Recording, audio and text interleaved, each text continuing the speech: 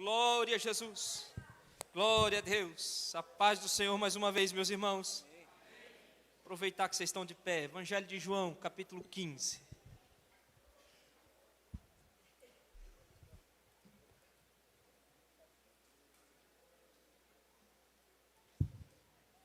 Evangelho de João, capítulo 15. Lê comigo o versículo de número 9. Trazer a Bíblia aqui em cima, né, pastor? Lê aqui, né? Pastor Juliano falou, me deu uma dica hoje de manhã, irmão. Falou, pastor, que o senhor for ler lá no púlpito, lê a Bíblia assim, que daí ninguém vê a calvície, né, aparecendo. Fazer o quê, né, pastor Juliano? Vocês já encontraram, irmãos, o texto sagrado? Evangelho segundo escreveu João, capítulo é o número 15. Nós vamos ler o versículo de número 9. Damos graças a Deus pelo departamento infantil, né, irmãos? Que tem sido uma bênção, a liderança, a coordenação, toda a equipe que trabalha com eles, cuidando das nossas crianças. Projeto lindo esse que foi apresentado aqui. Parabéns mais uma vez. Que Deus possa fazer prosperar e frutificar esse trabalho, né? Também quero parabenizar a mesma coordenação, o mesmo setor, agora infanto juvenil, pelo trabalho de ontem realizado também aqui na nossa igreja. O presbítero Elvis veio palestrar aqui aos pais, fazer um café com palavra, orientando, falando sobre a questão de depressão, tristeza profunda, né?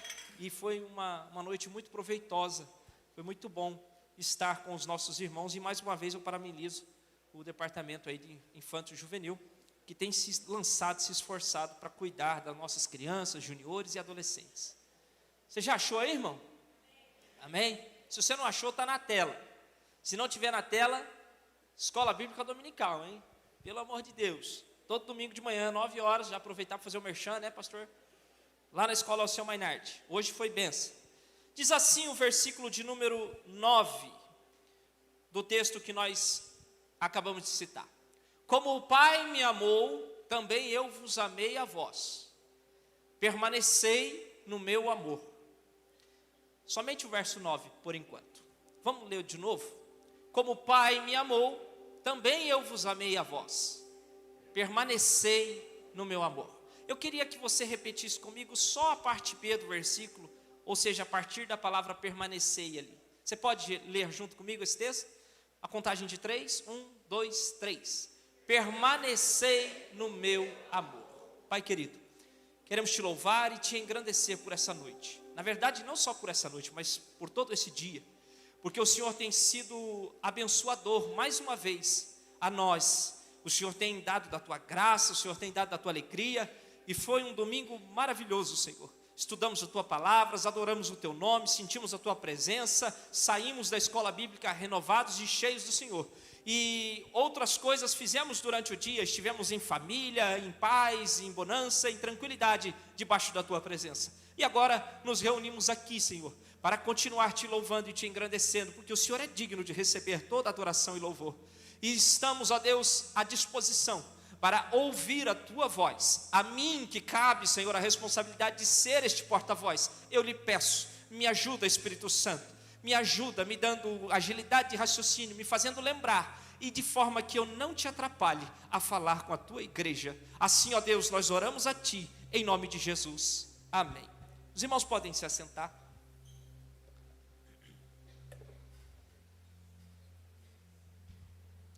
Meus queridos, eu passei um dia muito bom. Já faz alguns dias que eu vim enfrentando uma gripezinha, mas está tranquila, de vez em quando, vai e volta, vai e volta. Mas estava bem.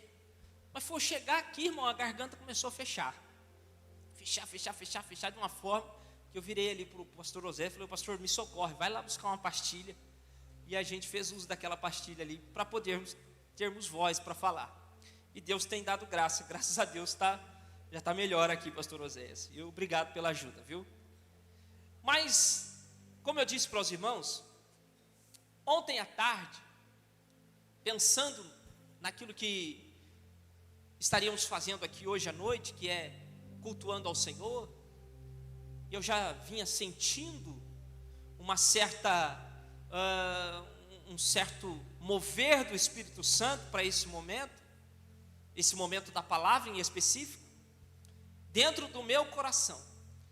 Esses dias eu estava conversando com uma das nossas jovens, falando com ela, e eu expliquei uma coisa para ela, e eu não sei como que funciona com os irmãos, mas eu aprendi a ouvir a voz do Senhor nosso Deus, pastor Rogério, de uma maneira, eu não sei se acontece assim com mais pessoas, mas eu fico com uma impressão, eu tenho uma impressão, e aquela impressão vai ficando forte, até que aquilo que era uma impressão, na verdade, começa a parecer uma certeza. E é assim que funciona, irmãos. E durante o processo de impressão, eu fico, Gedi, perguntando ao Senhor a respeito daquilo que eu estou tendo a impressão. Por exemplo, o texto aqui nós lemos. Eu li o capítulo inteiro, né, estudando a palavra, vê o Evangelho de João, vai e tal. Mas a frase que nós lemos é que ficou encucada. Todo o capítulo é maravilhoso. Vai falar sobre a videira verdadeira, pai, o lavrador, tal. É coisa linda o capítulo inteiro, tem tanta coisa rica aqui. Mas essa frase de Jesus ficou encucada. Eu fiquei me questionando, por que é que Jesus falou isso?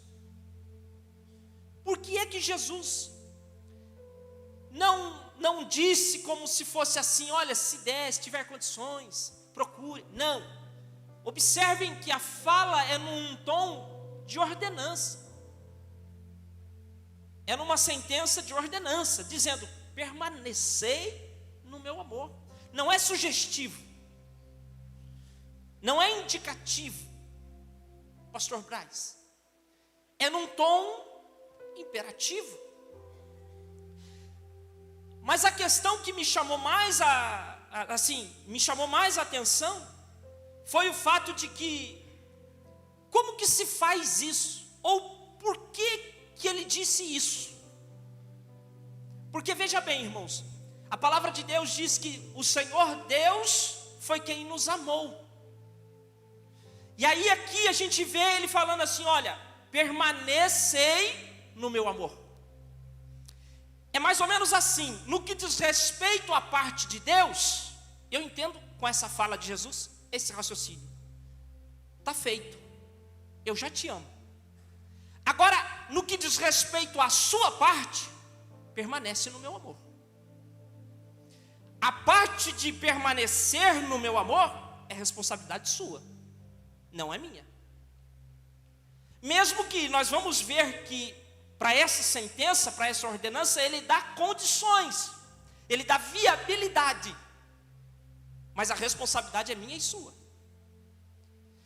Eu amo, disse Jesus. Deus amou o mundo de tal maneira, você conhece isso de cor e salteado, que ele entregou o seu filho, e está feito isso, e o amor de Deus não muda. Mas olha que interessante, em nenhum momento da palavra de Deus você vai encontrar Jesus dizendo para Deus permanecer amando a humanidade. Você sabe por que razão? Porque se Ele ama, Ele ama. Não há necessidade de dizer para Deus o que Ele tem que fazer, haja vista que Ele já sabe, ou Ele já é, ou Ele já faz. Daniel, eu falava ontem aqui, há certas falas na Bíblia, ou eu diria que toda ela, estão aqui escritas, porque Deus na sua onisciência, sabe que nós vamos falhar. É por isso que Jesus não fala para Deus, Pai, não esquece de amar eles. Pai, permanece amando eles. Não precisa. Sabe por quê? Porque Deus não falha. Deus não se esquece, Deus não tem lapso de memória, Deus não tem fraqueza, Deus é perfeito, aleluia. Prometi para mim mesmo que eu ia me segurar, para não gastar a voz. Deus é perfeito, Deus é maravilhoso, Deus é full. A gente brinca assim lá no serviço, sabe o que é full, irmão? Full é completo, Deus é cheio. Tanto é que quando ele vai se apresentar, e eu gosto demais desse texto, ele diz assim: olha, eu sou. Quem é o Senhor? Eu sou. Aleluia. Então ninguém precisa dizer para ele o que ele precisa fazer. Por quê? Porque ele não precisa de orientação. Porque desde a humanidade, desde o início, desde os séculos, desde sempre ele é. Não é que ele existe, ele é. Você entende a profundidade desse negócio, irmão? Talvez você não esteja entendendo, porque a coisa está um pouco distante assim, ó. Eu vou trazer um pouquinho para mais perto de você. Vou trazer um pouquinho para mais perto. Mesmo que você esteja vacilando, ele continua te amando. Mesmo que você esteja sentindo dor, ele continua te amando. Está mais pertinho, né? Mesmo que você esteja sentindo vontade de desistir, ele vai continuar te amando. Sabe por quê? Porque ele é. Ele não muda. Ele é o mesmo ontem, é o mesmo hoje e será sempre o mesmo por toda a eternidade. Ele não tem começo e nem fim. Ele é o alfa e o ômega. Ele é tudo para mim. Então começa aí. A indicativa, o conselho, não vai de Jesus para o Pai, vai de Jesus para nós. Jesus em nenhum momento vai aconselhar ali Deus, vai dizer para Deus que ele tem que fazer ou deixar de fazer, porque Deus é. Já nós precisamos. E Deus deixa os conselhos e os preceitos e as indicativas e as ordenanças muito explícitas em sua palavra, partindo da premissa que eu e você vamos precisar consultar. Porque há uma tendência, por conta do pecado que habita em nós, de vacilarmos, de errarmos, de desistirmos. Ó, irmãos, veja bem, para tentar clarear o raciocínio, não precisamos dizer a Deus que ele não deve roubar, porque ele já sabe, ele é santo. Mas veja que Deus deixou na sua palavra ao homem, dizendo para ele: não rouba. Por quê, irmão? Por quê? Porque o homem é tentado a roubar. Deus disse na sua palavra: não fale mentira. Por quê? Porque o homem é tentado a contar mentira. Vocês estão entendendo? Estão entendendo o raciocínio até aqui? Aí eu vou trazer para o texto. Jesus disse: permanecei no meu amor, como uma ordenança. Você sabe por que ele disse? Porque nós temos uma tendência a querer desistir do amor dele. Nós temos uma tendência a querer culpar ele. Nós temos uma tendência a querer afrontar ele. Nós temos uma tendência a querer dizer que é tudo culpa dele. Nós temos uma tendência a lançar ele de lado por conta de problemas. Nós temos uma tendência a esfriar no amor de Deus por problemas que nós mesmos geramos em nós. Nós temos uma tendência de desistir, de descer do amor, de esfriar no amor, de não continuar no amor de Deus. Foi por isso que ele escreveu, foi por isso que ele falou: permanece, porque ele sabia que haveria momentos, haveria circunstâncias que iriam querer fazer a gente desistir do amor dele. Mas olha que interessante, irmãos, essa é uma responsabilidade nossa. O que eu acabei de falar, apesar de ser uma responsabilidade nossa, que Cristo deixou muito claro e evidente que é nossa, em outras palavras dizendo: eu já vos amo, eu vos amei e continuo amando, agora cabe a vocês permanecer nesse amor. Ele não só dá a sentença, irmã Rafaela, mas ele também dá o caminho e as condições para que permaneçamos em seu amor. E eu quero mostrar para os irmãos isso. Como permanecer no amor de Cristo? Veja comigo no versículo de número 10 do texto que nós lemos. Diz assim o texto sagrado. Eu prometi para as meninas que eu ia olhar a Almeida Corrigida Fiel, vou olhar, tá? Mas quando vier... Opa, estou lendo errado.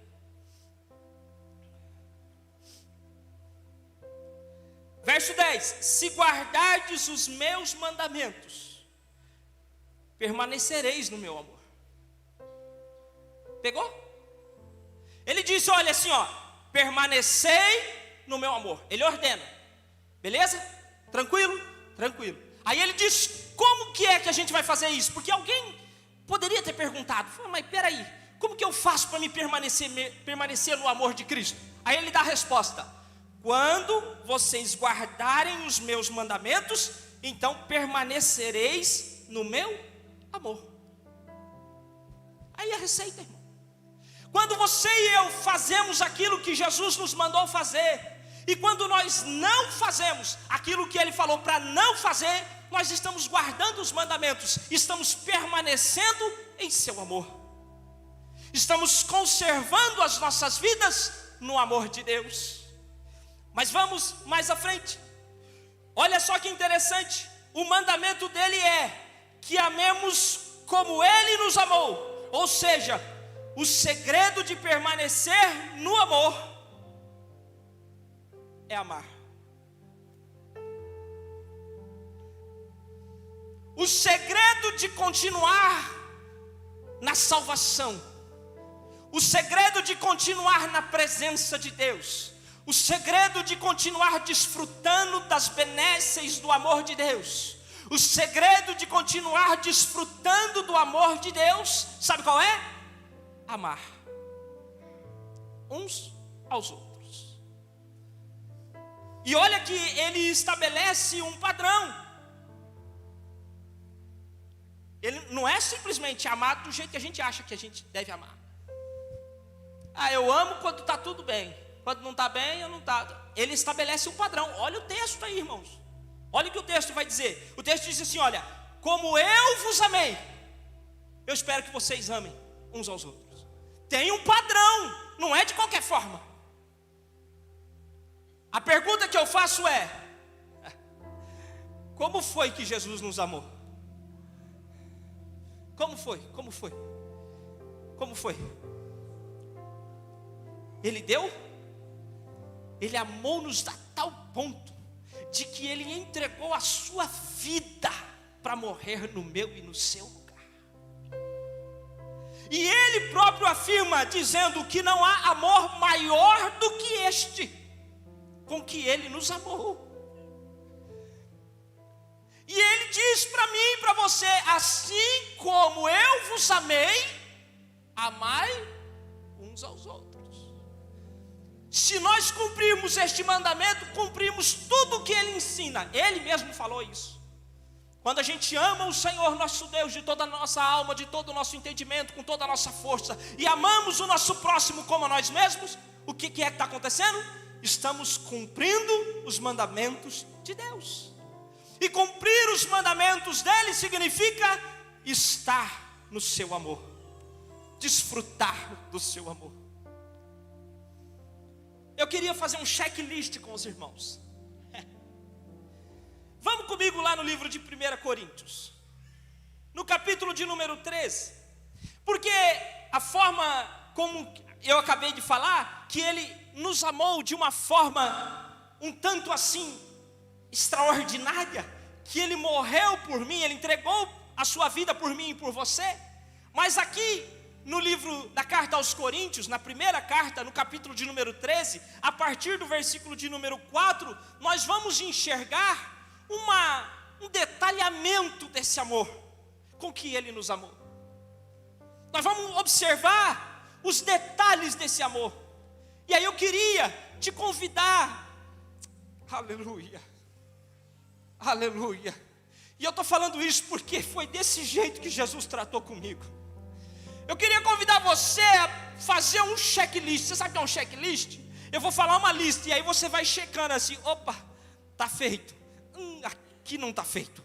Aqui está em processo, o status está 50%.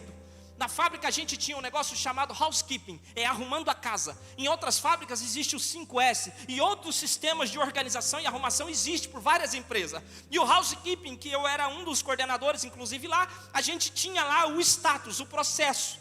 Sabe? Quando você ia fazer a auditoria, você ia lá no setor e olhava, por exemplo, a parte de azulejos, a parte de piso. Aí você tinha que verificar se tinha pisos quebrados ou não. Aí você fazia a auditoria. Aí você marcava lá 20%, 40%, 60%, 80% ou 100%. Se não tivesse nenhum piso quebrado, então estava 100%. Mas se tivesse um ou dois pisinhos quebrados, é 80%, 90%. E aí você vai marcando. Eu ia fazendo auditoria. Você topa passar pela auditoria? Topa? Vocês estão aí? Diga amém. Olha só, o texto está aí na tela, vai acompanhando, mas eu não vou ler o texto. Ele fala aí, em 1 Coríntios 3, dizendo que o amor tudo sofre. Você sabe o que significa isso? Que o amor é paciente, irmão. A gente tem que ter paciência, Marcão. Mesmo o cara sendo cabeça dura, tem que ter paciência com ele. Turrão, tem que ter paciência com ele. Molenga, não tem força para nada, não aguenta nada. Tem que ter paciência com ele. Tem que ter. Sabe, eu costumo brincar que é uma montanha russa. Hora está em cima, hora está embaixo, hora está em cima, hora está embaixo. O cara é assim, fazer o quê? Tem paciência com ele. Por quê? Porque se eu quiser permanecer no amor de Deus, eu preciso amar. E uma das características do amor é, ele tudo sofre. Ele tem paciência. Veja que o amor é benigno. Ele não faz maldades. Quem ama, não faz maldade para o seu semelhante. Não faz maldade para o seu irmão, para a sua irmã. Ele não é invejoso. Ou seja, ele não quer o que não é dele. Pior, ele não quer o que é dos outros.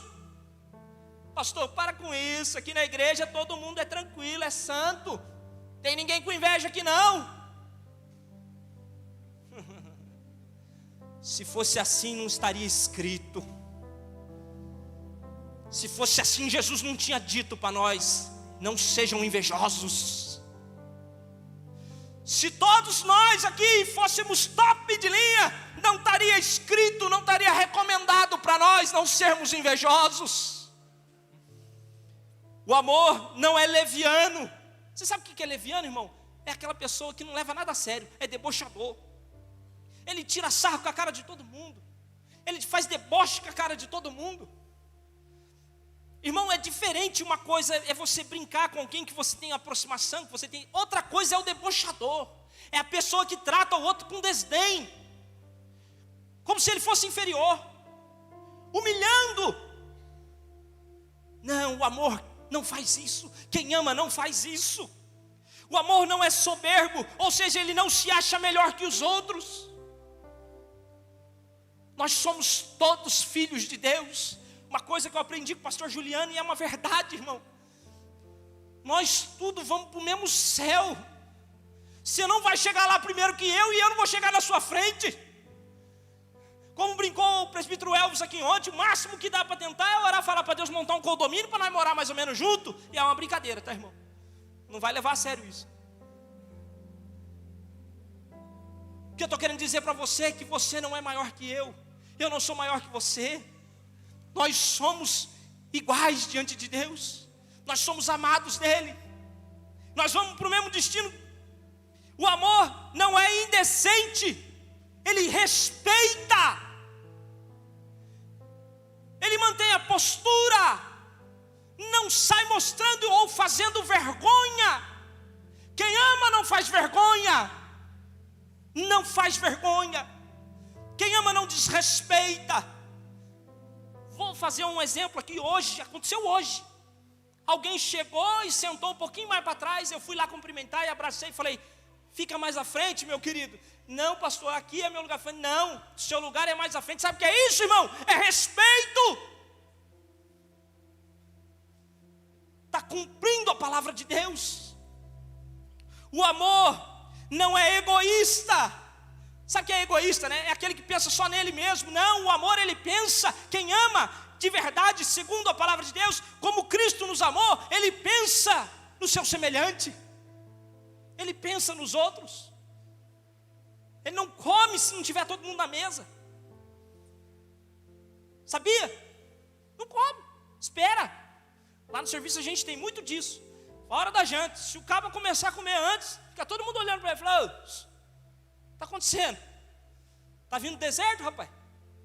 Qual que é o seu problema? Você fica passando vergonha, então não pode, tem que esperar. Senta todo mundo na mesa. Por quê? Porque se você vai comer, eu também vou. Se nós vamos tomar chuva, nós vamos tomar chuva junto. Se nós vamos ficar na sombra, nós vamos ficar na sombra junto. O amor não pensa só em si, ele pensa no seu semelhante. O amor não se irrita, ele tem calma, é longânimo. O amor não suspeita mal, irmão. Para com esse negócio de ficar achando que todo mundo é maldoso. Quantas vezes acontece de a gente pensar mal das pessoas? Qualquer coisinha que se fala: isso foi para mim. Deixa disso. Vamos amar.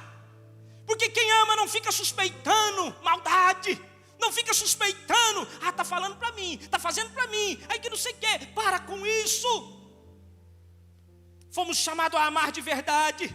O amor não se alegra com a injustiça. Sabe o que é isso, irmão? Quem ama não ri da desgraça alheia.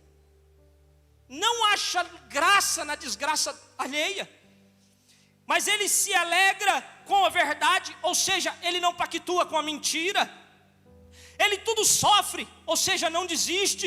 Ele tudo crê, não deixa de acreditar. Ele tudo espera, mantém a esperança viva.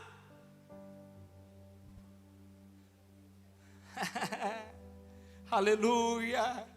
E como é difícil, irmãos, manter a esperança quando está dando tudo errado. E como é difícil manter a esperança quando o filho está longe de casa. E como é difícil manter a esperança quando está desempregado e as contas estão chegando. Como é difícil, mas se você ama, ame. Porque quem ama mantém a esperança viva. O amor tudo espera, o amor tudo suporta, ele tem paciência com tudo e com todos. E o amor não falha, você sempre pode contar com ele.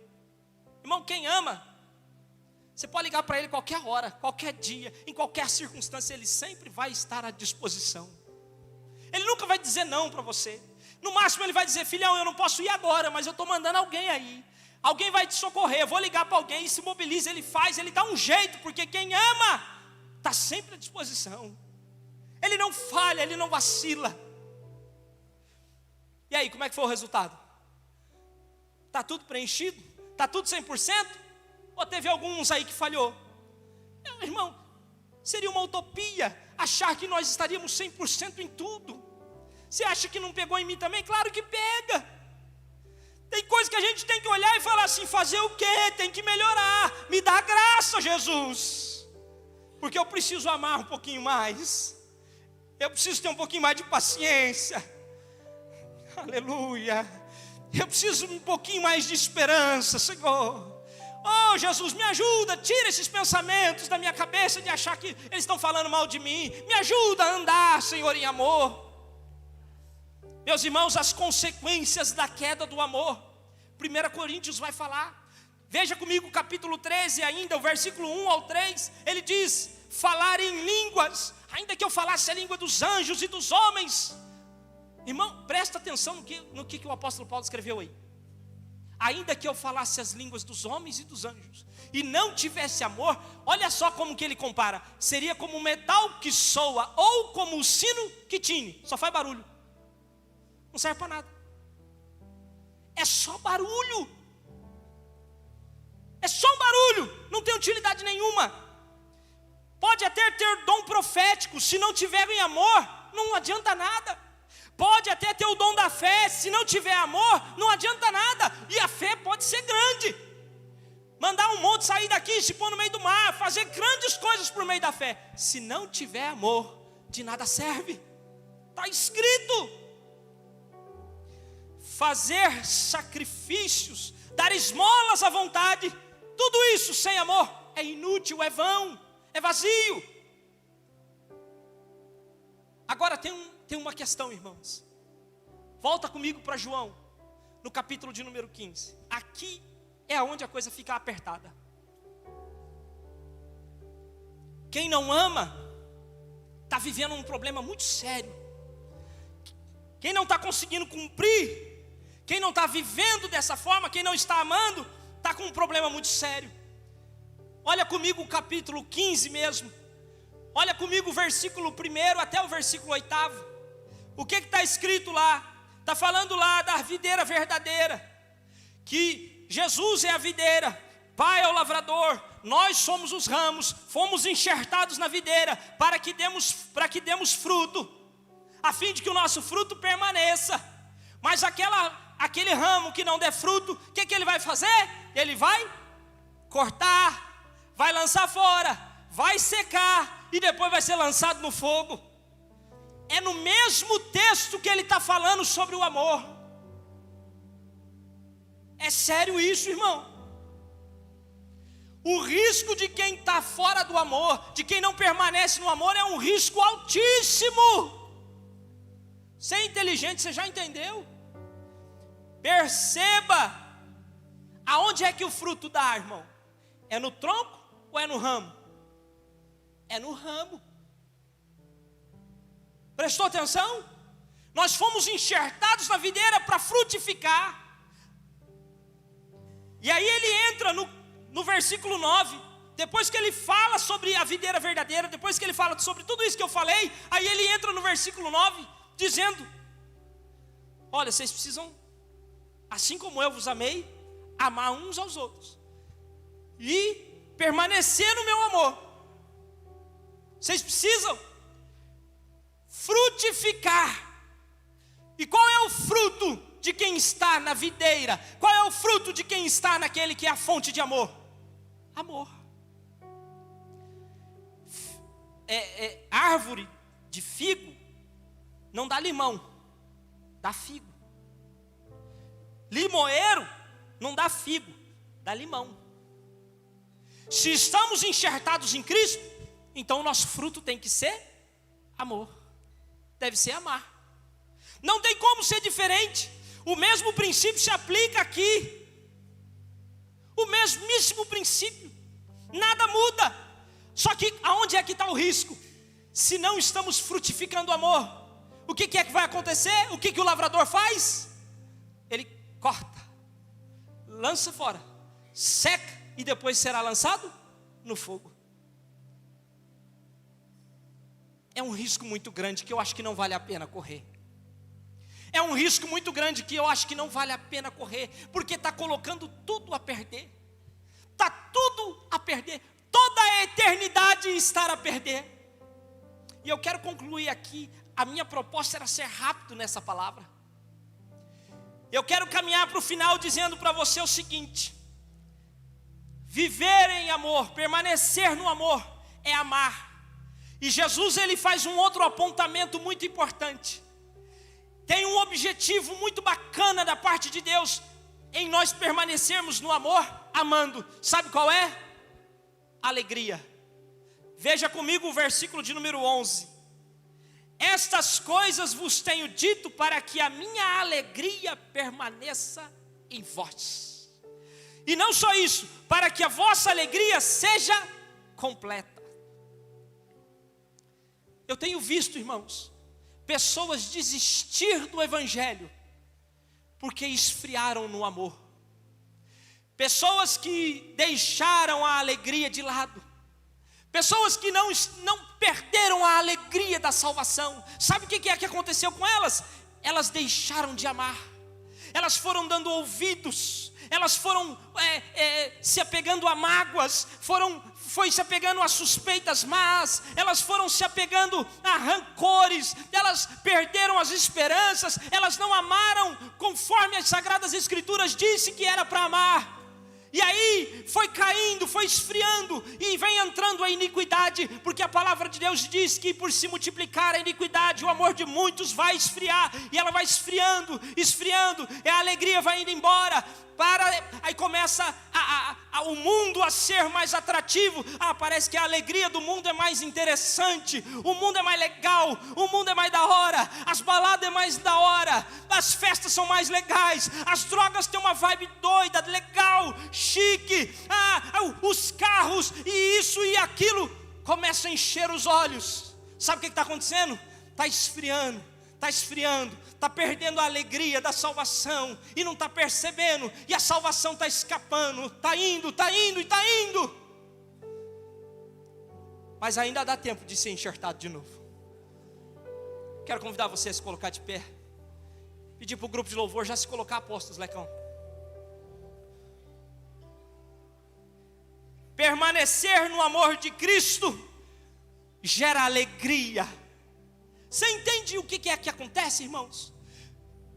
O que eu estou propondo, ou melhor, o que a palavra de Deus está explicando para nós, que quando nós exercitamos o amor genuíno, nós vivemos uma vida alegre, uma vida feliz, uma vida plena, pastor. Quando eu e você ajudamos, quando eu e você fazemos, nós vivemos uma vida plena. Irmãos, e tem um detalhe muito importante: quando eu e você deixamos de amar, quando eu e você esfriamos no amor, a alegria vai indo embora, e junto com a alegria, vai embora a nossa força. Não sou eu que estou inventando mais uma vez, está escrito nas Sagradas Escrituras, que a alegria do Senhor é a nossa força. Às vezes nós nos sentimos fracos em face aos problemas, é porque estamos deixando de amar, e por estarmos deixando de amar, a alegria está sendo roubada, e porque a alegria está sendo roubada, estamos nos enfraquecendo. Está vendo como que é importante você amar? Mas por alguma razão, por algum deslize, por alguma falha, e eu entendo, isso é perfeitamente comum. Ontem alguém fez uma pergunta para o Elvis, como detectar, ou como fazer para evitar os pensamentos, né, Elvis, de tristeza profunda, aquela coisa. E o Elvis deu uma resposta, e na hora, Elvis, eu lembrei de uma coisa. É impossível, irmãos, que a gente evite que um passarinho passe e faça uma sujeira em cima de nós, ou no nosso carro. É impossível, isso não tem como evitar. O máximo que dá para você fazer é não parar embaixo de uma árvore, não parar embaixo de um fio, e aí você aumenta a chance de isso não acontecer. Mas mesmo assim você está exposto, pode acontecer. Agora uma coisa eu posso evitar. Eu posso evitar que ele faça ninho na minha cabeça. Eu posso evitar que ele faça ninho em cima do meu carro. Isso eu posso evitar, sim ou não? Eu e você, às vezes podemos ser acometidos por falhas. Isso pode acontecer e acontece todos os dias na nossa vida. Quem aqui nunca falhou? Quem nunca falhou? Levanta a mão. Eu nunca falhei, nem uma vezinha. Ninguém, nenhum de nós. Todos nós falhamos, todos nós erramos, todos nós cometemos deslizes, todos nós demos uma fracassada, demos uma vacilada, mesmo no amor, mesmo na hora de amar. Mas o que eu não posso fazer é permanecer errando. Aí às vezes tem alguém aqui que não se atentou para isso e permaneceu errando, permaneceu suspeitando, permaneceu magoado, permaneceu triste, não deu ouvidos à voz do pastor quando ele te alertou: filho, libera perdão, filho, não leva isso para o pessoal não, filho, tenha paciência. Não deu ouvidos, vacilou, ficou desatento, e aí o passarinho não fez só caquinha, ele fez o ninho. E aí você esfriou, até que você não permaneceu mais no amor. Está longe da casa, está longe da presença de Deus. Aconteceu contigo o que eu descrevi: as festas do mundo te atraiu mais, a alegria mundana parecia ser melhor que a alegria divina, e aí você foi embora. Mas Jesus ainda te ama. Aleluia. Jesus ainda te ama. Mesmo você estando longe, Ele ainda te ama. E Ele quer trazer você de volta. Ele quer enxertar você de volta. Nós vamos adorar ao Senhor. Pode vir, Leque. Nós vamos adorar ao Senhor com um cântico. E enquanto nós estivermos adorando, eu quero que você pense bem, que você raciocine, que você faça o checklist da sua vida agora. Pensa no que eu acabei de falar, se não foi isso que aconteceu com você, se não foi a frieza do amor, e aí você acabou caindo, desistindo da salvação, desistindo do Evangelho, se afastou da presença de Deus, foi para longe da glória de Deus, e agora sofre a tristeza, sofre as arranhaduras, sofre os ataques do inimigo, aonde você está vivendo. Foi assim que aconteceu com o filho pródigo. Era bonito, enquanto estava tudo bem. Aí de repente a verdade vem à tona, e aí ele vê que a casa do pai é melhor. E talvez você esteja vivendo essa situação. Você já chegou à conclusão de que na casa do pai era melhor. Foi por isso que você veio aqui hoje. Na casa do pai é melhor, eu sei que é melhor. É melhor o amor do pai, é melhor andar em amor, é melhor permanecer no Evangelho, é melhor estar na presença de Deus. Então nós vamos adorar ao Senhor.